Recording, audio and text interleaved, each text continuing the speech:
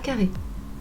En ajoutant b carré dans chaque membre de mon égalité, j'obtiens c carré égale a carré plus b carré. Elle est pas belle ma démonstration? Elle est pas belle?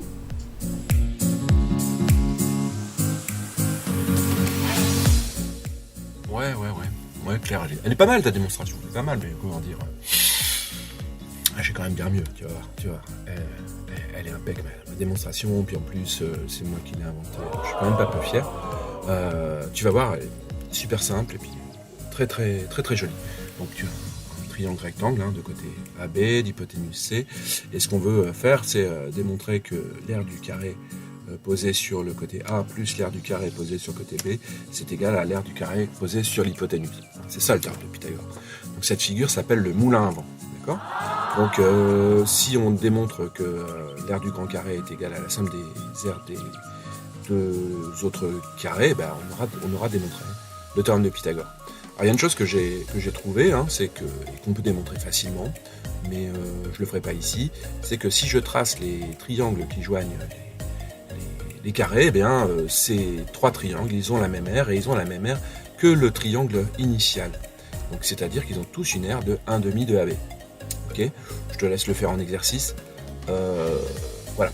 Donc après, je me suis dit, mais si on construit le symétrique de chacun des triangles par rapport au centre du grand côté, on va obtenir des parallélogrammes. Et puis là, on a une figure qui ressemble presque à un rectangle, et si on la complète, on la complète avec des triangles qui sont tous les mêmes, qui ont tous un côté A, B et C. Donc des triangles qui sont tous isométriques. Ok ? Maintenant, si je veux calculer l'aire de ce rectangle, je me rends compte que la largeur, ça fait A plus B plus A, 2A plus B, et la longueur, ça fait B plus A plus B, donc 2B plus A. Donc on va calculer, si on calcule l'aire de ce rectangle, voilà ce qu'on obtient. On obtient 2A plus B, facteur de 2B plus A.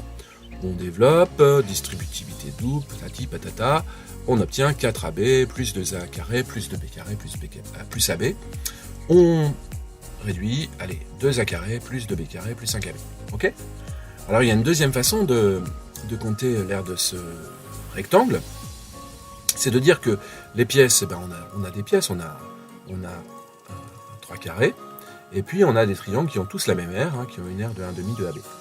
Et on en a combien ? 1, 2, 3, 4, 5, 6, 7, 8, 9, il ne faut pas oublier celui du centre, et 10. 10. Et donc l'aire du rectangle, c'est A carré, plus B carré, plus C carré, plus 10 fois 1/2 de AB. Ok ?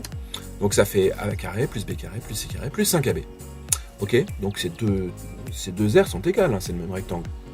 Donc je peux donc dire que 2AB carré, 2A carré plus 2B carré plus 5AB est égal à A carré plus B carré plus C carré plus 5AB. Donc on voit que dans cette égalité, on a des termes qui sont les mêmes des deux côtés. Donc je peux soustraire 5AB de chaque côté.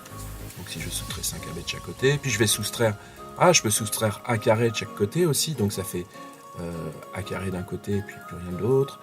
Je peux soustraire B carré de chaque côté. Et voilà ce que j'obtiens. Voilà, A carré plus B carré égale C carré. Et ça, c'est quoi ? C'est le théorème de Pythagore. Elle est pas belle, la vie ?